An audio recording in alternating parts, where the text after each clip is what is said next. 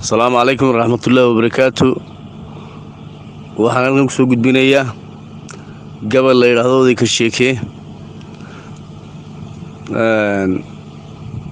maanta ay taariikhdu tahay 2022 bishii 9aad bishii 12aad sagaalkeedii waxaan kusoo gudbinayaa gabayga magaciisa la yiraahdo ka sheekay nolosha aadamuhu maanta qaabka uu adeegsaday ka waramaya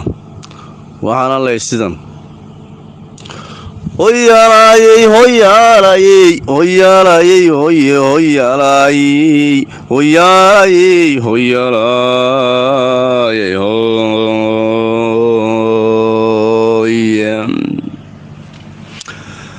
asaasi nolosha lumiyo aragii fiicnaaye dadku waxay ilaaween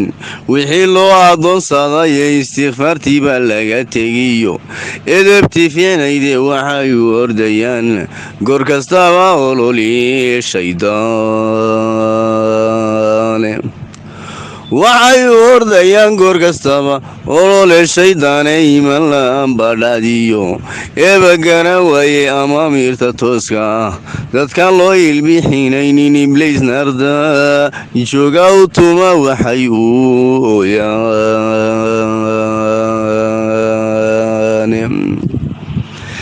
ibliis narda jooga u tuma waxay ooyaani aqoon guurtay waa yeelan baday agabiis weydaartay hadba waxaan asteeya wixii awgayo lumay hadba waxaan asteeyaa wixii awgayow lumay ridaad martaba waa xumaan waxay ku iibshaanee asararka iyo beenta way ku aflaaxaysaaye haddii tuugaalabxadu dhaqsa loo ansixiyaaye ishiiqaatihiiba najaxay eed yar goor hore ee istabahan munafaqu dhigtay dunida afeeyey halkii la ashkataynla ayaa loo asxaan falay halkii la ashkataynla ayaa loo asxaan falaaye ifiisadan ku jidhiyo dulmiga lagugu eedeeyey inay araami ku qaydhin tahay waad ogsoon tahay ajashan dhammaanini haddii eedda nolosheeda aakhiru maxaw yaal berri bay ilku daadegi akhiro maxayaal berri bay ilku daadegi amuuriba amuurbaysida aanad garanayne adne maxamed arow hadiyan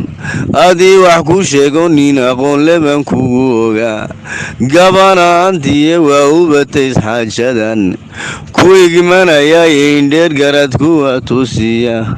aadama luma inaynu aamusnaniyo inaynu qawaxu sheegno afkaagan jawaabtii ka sugayay ansixin layde adna inta karow xaalku waa oday ka sheekeey